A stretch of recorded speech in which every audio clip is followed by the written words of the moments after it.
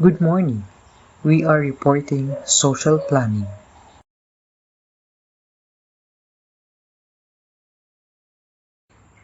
Eileen Young Husband states that the need of developing countries and indeed of others too is for well-qualified social workers able to motivate and guide change in groups and communities, and to contribute their knowledge of human needs and respond to large-scale programs, to social policy, and to social planning.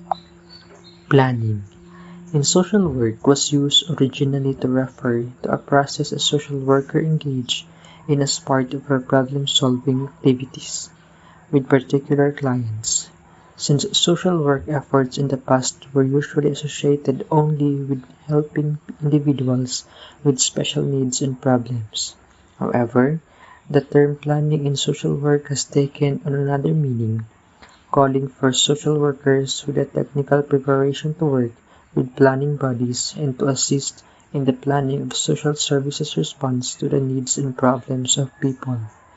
Recognizing this, therefore, the revised concept of graduate social work education now includes social planning as one of the areas, along with advanced practice, supervision and administration, research and social work teaching, for which graduate students could be prepared. What then is social planning?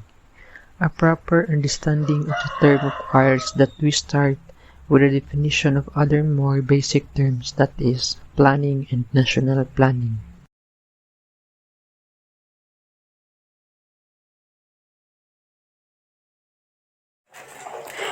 Planning, simply put, is deciding in advance what is to be done in order to achieve objective with the resources available, while national planning, therefore, refers to the formulation of overall goals and objective in reconciling them with the country's available resources, laying down broad strategies and guidelines, setting up priorities and activating the necessary machining for implementation. With this definition, we can therefore understand what terms like health planning, environmental planning, urban planning, educational planning, even family planning mean. Therefore, social planning is the involvement of plans to meet the welfare requirements of development. 2 plus is the integration of social aims and program into the plan with specific reference to the human aspect. Based on this definition, social planning will therefore cover many areas and affect the broad field of social welfare. And this since social planning and social welfare planning may be used interchangeably. Considering that our national government defines social services in a more limited way, one of several social sectors which comprise our national development plan, then there is need to make a distinction. In the context of our country's particular situation, social planning, as we have defined earlier, would therefore cover planning for the different social sectors, meaning health, community development, and social services.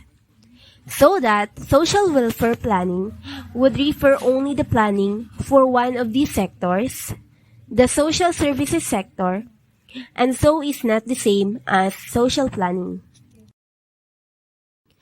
At the present, a small number of social workers in the Philippines are already doing both social welfare planning as well as social planning. These are mostly senior or ranking staff in the Department of Social Welfare and Development.